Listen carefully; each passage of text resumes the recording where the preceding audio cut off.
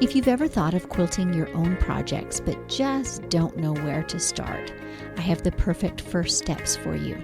I've put together a PDF guide. I call it 3 Steps Toward Freehand Freedom. These are the baby steps, but they can help you move past your overwhelm and show you that yes, indeed, freehand quilting can be learned. So if you'd like to snag this PDF, there's a link in the show notes, or if you're an Instagram user, just message me 3 steps. That's the number 3 STEPS, and I'll send you that link. Let today be the day you get started. I started to look really hard at the trash that we were making as a family, and I started to work to really cut that waste down, and I realized that there were some tools that I could use, and that a lot of these tools were things that I could actually make.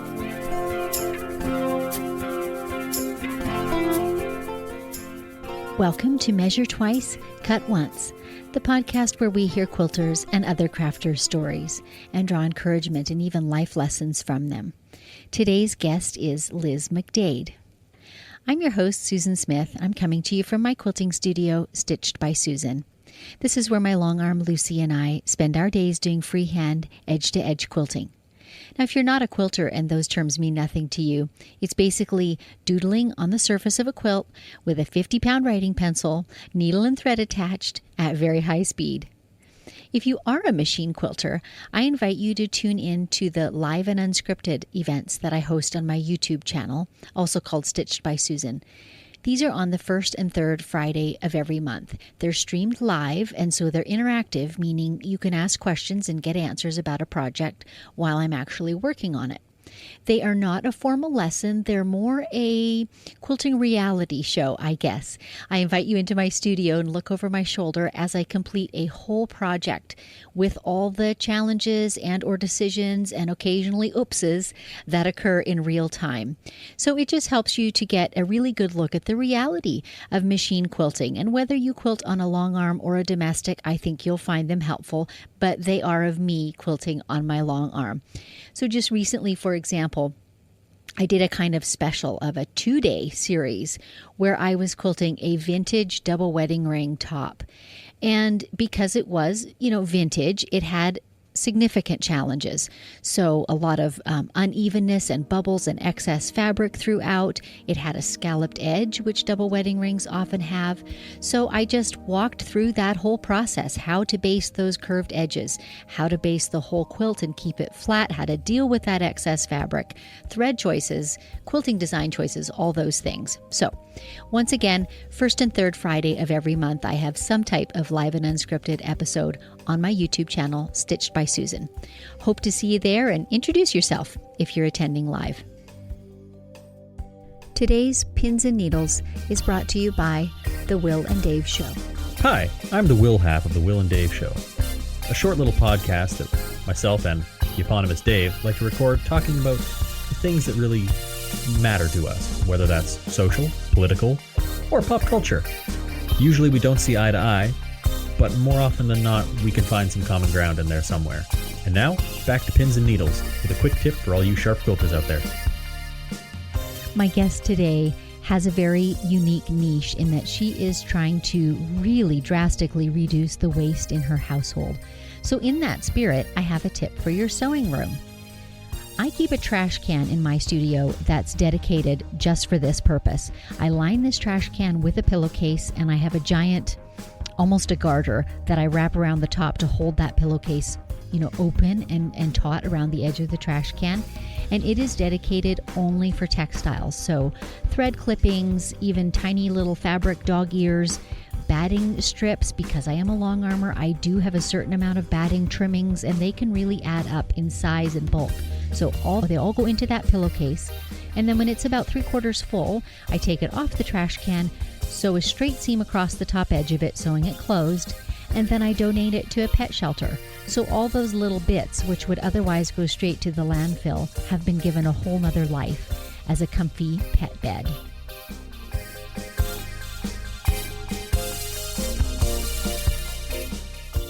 You know I love my coffee. I've got a fresh mug of it in my hand right now. If you're interested in supporting this podcast, you can go to buymeacoffee.com/Stitched by Susan. There, for the price of one delicious coffee, you are able to make a one-time contribution. Thank you so very much for your support. And maybe take a moment now to refill your cup as you settle back to enjoy today's interview.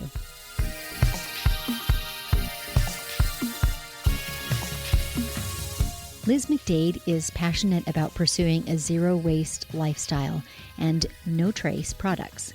In her own words, no-trace products are reusable, washable alternatives to their evil disposable twins. So we chat about how that passion grew, how her hobby has grown into a business, and Liz gives great tips for reducing waste in your cooking and even in your bathroom. Hello there, Liz, and welcome to my studio. Hi, thanks for having me, Susan. I'm happy to be here. Great. Well, what you listeners maybe don't know is that Liz and I have a wee bit of a backstory before this podcast. We met each other through some online kind of marketing, course building your business type groups. And the two of us just kind of found a lot in common. And so we teamed up to be kind of accountability partners. Is that what you'd call us, Liz? Yeah, absolutely. So we get on an audio call every couple of weeks and we just discuss what we've been doing and we set goals for the upcoming 2 weeks. And then in the following call, we come back and review those goals and kind of evaluate how we did, what we could do different. And we have a ton of, idea swapping and sharing because we approach things a little bit differently. And so it works well in terms of being able to help each other learn. And let's chat about that a little minute before we really get into the crafty quilting stuff. How has it been for you? Sure. It's been great. Yeah, I have wanted to sort of shake things up a little bit in my business for this coming year. And I felt like reaching out to find somebody else to partner with would be helpful for me to just have some of that accountability and regular goal setting. And I find that if I have somebody else who knows what my goal is, I'm a lot more likely to really stick with that deadline that I've set for myself versus if it's just me setting my own goal and deadline, it's a lot easier to ignore it. So for me, it's been really great. I agree completely. And for me, because I tend to be, squirrel, looking and finding the bright, shiny thing and following it, having those written down, that is what goal setting is all about. But having them written down, when I go look at them, I'm like, oh yes, that's what I'm focusing on. And it enables me to put some other things aside and say, yeah, no, those are not the priority this week or this month or even this quarter. Right. I was joking with my husband, New Year's is just passed a couple of weeks ago. And I kind of did the same thing over non-New Year's resolutions. Instead of resolving to do things, I actually put down on paper some things that I'm not going to do this year. I'm interested in English paper piecing, for example, which is a lovely craft, but also time consuming. And I realized that I cannot spend my time following YouTube posts and following people on Instagram when I'm not going to focus on that this year, right? So that was my non-resolution. And there's a few more of them too, but it just helps me to stay focused. And so does our goal setting. Yeah, absolutely. And I use it to really think about those bigger picture kind of growth types activities, the ones that are so easy to ignore. And I end up just working on, I have orders. We'll get into my business a little bit, but it's very easy for me to get working on the orders and what needs to ship soon and to ignore those, what I should be doing for the future of my business. And so in our conversations, that's always what I am focused on is those goals that are really easy to ignore, but really important if, for me, I'm trying to grow my business and sort of take it to the next level. So Agreed. It's been really good. Mm-hmm. So we may circle back around to this, but let's now go back kind of to your start in quilting or in crafting in general. What kind of got you into this type of crafty hobby, and then what made it become your job? Yeah, so I have always been a crafty person since I was a kid. I always liked working with my hands and making things. And I discovered sewing in middle school. I sewed my first bag and was just really excited, like, wow, I can make this. It was a copy of this bag that was kind of expensive. It was like a cloth tote bag, but I had seen it at the store and it was red and it said Esprit. I don't know if you remember that old brand. I do. Okay. Yeah. So I loved that red Esprit tote bag, but it was just, I couldn't afford it. And so I went out and I got similar material and sewed it. And I'm sure it was not nearly as nice as the store-bought version, but that just really opened my eyes to like, oh, wow, I could just make things for myself. And it really sparked something in me. It took a while. So I sewed a little bit more when I was home during high school, and then college, I really took a break. I didn't have my mom's sewing machine or the time or the space. But then after college, I started to get back into sewing. It was just a hobby and I didn't have a ton of time for it, but I always enjoyed doing it. And then more recently, about 5 years ago, I discovered the zero waste movement, which is this sort of vision of reducing the waste that was sent to the landfill to zero and fighting a lot of plastic packaging. And I started to look really hard at the trash that we were making as a family. And I started to work to really cut that waste down. And I realized that there were some tools that I could use to help me cut waste that we made as a family. And that a lot of these tools were things that I could actually make myself. So in 2017 is when I really started to get serious about making things. And I started to really improve my sewing skills and find a focus and start sewing regularly until 2019 when it became my full-time work. I left my job because I had started selling these things that I was making, and it became too much to work and sell. And I was way more excited about my own side hustle than my job. And so I decided it was time to take a leap of faith and go full time into this little business that I had started to build and just to see where I could go with it. So that's my kind of long story. That's a great story.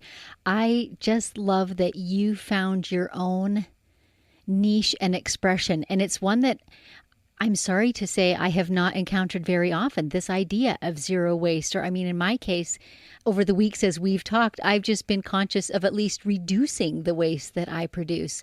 And it's such a great theme. And boy, more of us need to focus on it.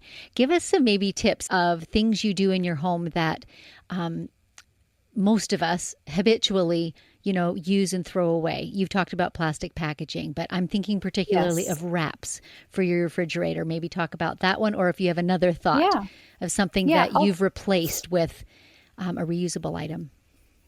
Yeah, so I'll talk about sort of two main things that have helped us tremendously. And the first is just a simple cloth drawstring bag instead of plastic bags. So we have several of these, and I make and sell these also.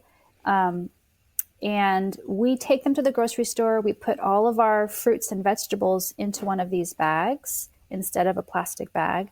And then we have access to a fair amount of bulk dry goods, like dried flour or dried beans and various grains, and then flour, salt, things like that. So we also use our drawstring bags for a lot of those items. So just getting, like 10 of those has helped tremendously. So we started changing the way we shop.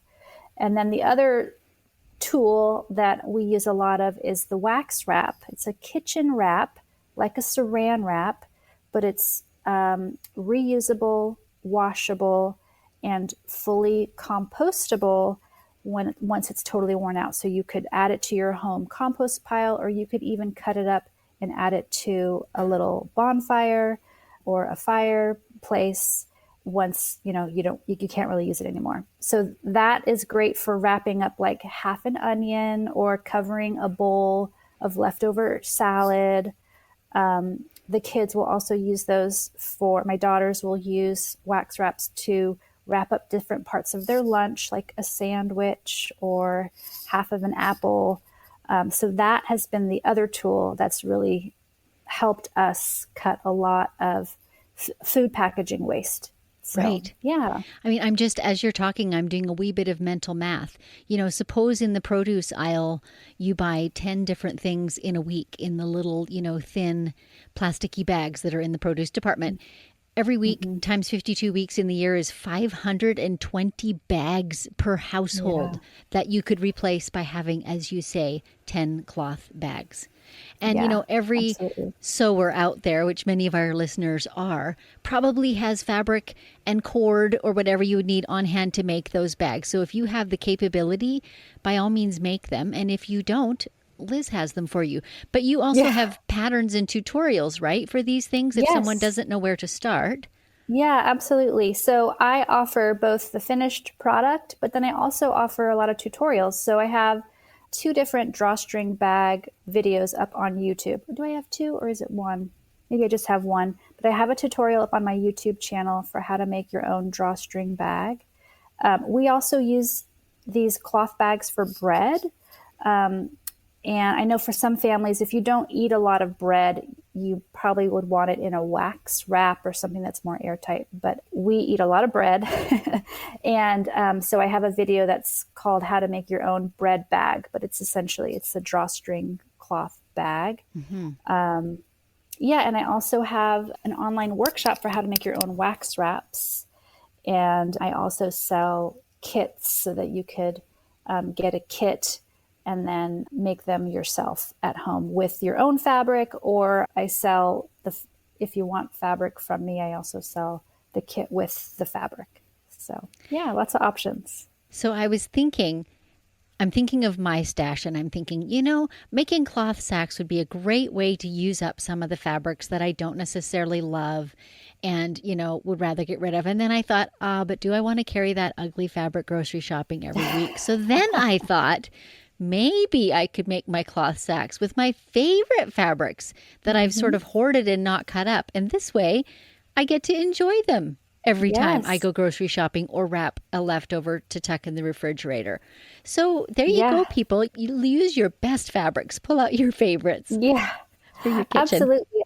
It's so funny you mentioned that because I actually, when I was first starting No Trace, I was using this kind of awful fabric to sort of prototype a lot of my bags. Right. It's this like really bright green with all of these pink princesses all over it. It's not really my style or my girl's style. Anyhow, so now I have a fair number of things with that fabric on it that I take to the store, and I should have used something prettier, but for the next round. For the next round, I'm going to use my favorite fabrics so that when I pull the bag out, I'm not slightly embarrassed by it. Yeah, it's not really a good representation of your business and what you offer. You ought to put your best foot forward, your favorite fabrics forward. Yes. All right. So another thing I saw that intrigued me, and this was just browsing through your website, I think one day, Liz, I saw that you actually work at pre-planning your menu to reduce the types of plastic receptacles that you need to purchase. How do you kind of approach that? Or give us some ideas.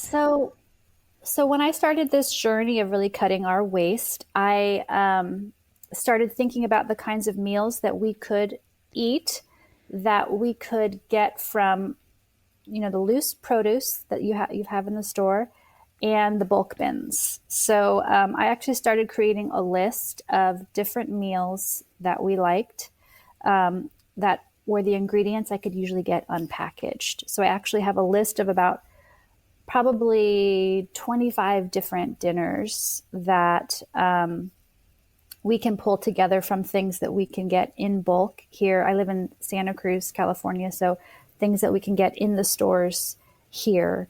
And I will say that we are I'm a vegetarian, but the rest of my family is vegan. So we do a lot of beans and lentils. So we don't have that extra challenge of the meat counter, which I know for a lot of families, if you're getting meat, then sometimes it's really hard to get that unpackaged. But some places will let you bring your own clean glass sort of storage container to the meat counters. You have to ask your local butcher if they do that sort of thing. And in But some for parts us, of the country, you probably could purchase your meat more directly from, yes, butchers or artisan type places. And then too, you would have at least less packaging. They might be wrapped in yes. waxed paper or something like that. Anyway, carry on. Yeah, absolutely. Yeah, for sure. So there's definitely, there are probably options if you are a meat eater, but for us, we have a lot of the dried sort of soy protein, different forms of dried soy protein that we can get. So having all of those resources in this community has really helped.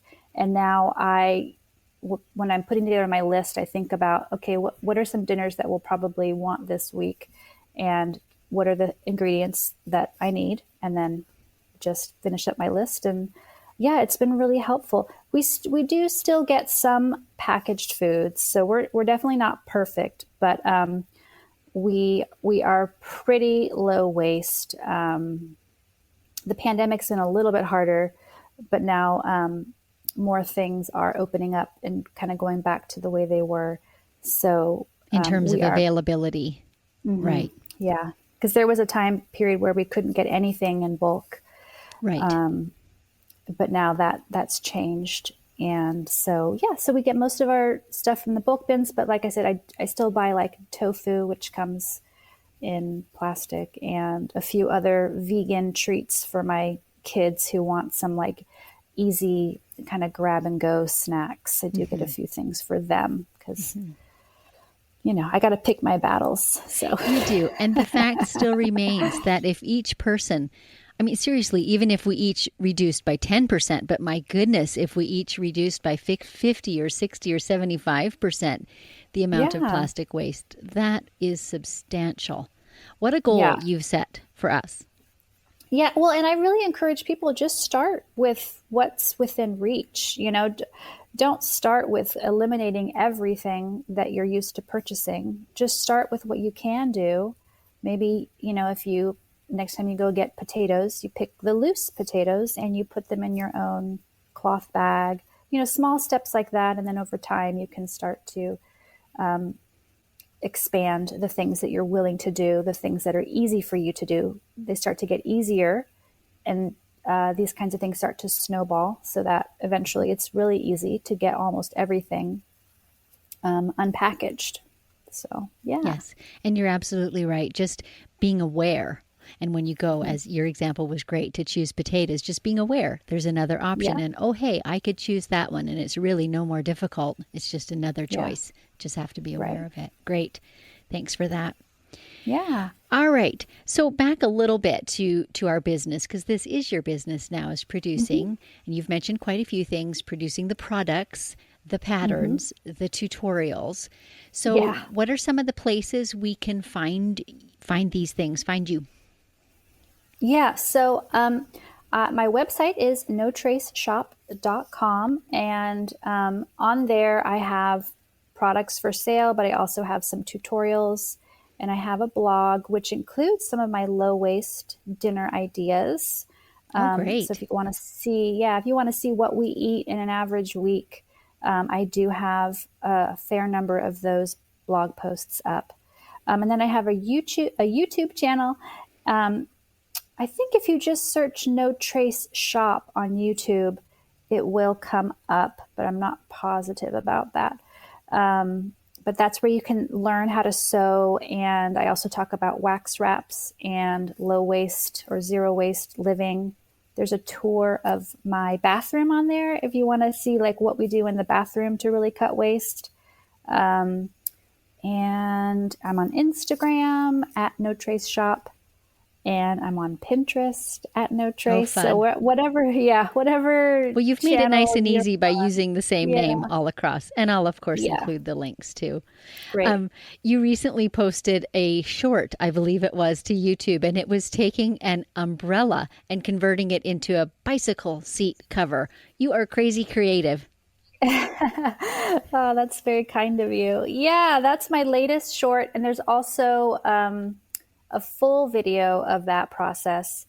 But yeah, so one of the things that I'm always thinking about is textile waste, right? What do we do with, or how do we minimize the fabrics and the textiles that are going to the landfill? That's another big focus of my business, is just sort of thinking about that. And we seem to break about one umbrella a year. I've yet to find an umbrella that lasts forever. And so I have a tutorial that shows you how to get the fabric off the umbrella frame and then prep that fabric and turn it into a bike seat cover. And then actually this week's tutorial is how to turn that fabric into a little raincoat for your dog. And you I can love see it. you can see my dog in the intro. He makes a cameo. Yeah, That's that was great. fun. That's great. Oh, you've given us just a ton of ideas. Just a ton of ideas. My head's just rolling Good. with them. Yay. Okay.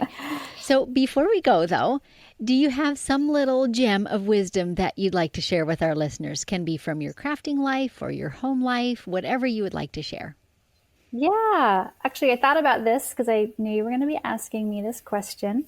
And I think my little 2 cents is to find your purpose as it relates to getting crafty, and that will help you tackle more and more projects and really get things done if you have some sort of bigger purpose to what you're doing. So maybe it's, creating something for a loved one, or in my case, it was creating things to help us fight waste as a family. But I feel like if you find, or it could even just be like bringing you this joy that you want in your daily life, or helping you de-stress at the end of the day. But if you find that that purpose for getting crafty, for sewing or quilting or whatever your craft is, that helps you to just do more and make more. And so that's kind of my advice. Wise words. And circling back around to, where we started with our businesses, and both of us do our craft also for our job. Mm-hmm. That is true there too. Knowing what your why is, what it is that you're trying to share or teach or become, that is what keeps you going on the days when, it doesn't feel as exciting, right? Mm-hmm. Absolutely. Yeah. Yes. Yeah. So keep that in mind. Good. Well, thanks so much for joining me, and we'll talk again next Tuesday at our regularly scheduled hour. Yeah, thanks again for having me. It was great to talk with you. Thanks for tuning into the show. I hope that you've been inspired and even challenged to have your eyes wide open for ways that you can reduce waste in your own home. If you enjoyed this podcast, do consider leaving a review on Apple Podcast or the listening app of your choice. It really helps other listeners to find the show so they can enjoy these stories too and even be challenged by them. Plus, I would love to hear from listeners who'd like to nominate a crafter with a story to tell. If you know such a person, email me at info@stitchedbysusan.com. So until next time, may your sorrows be patched and your joys be quilted.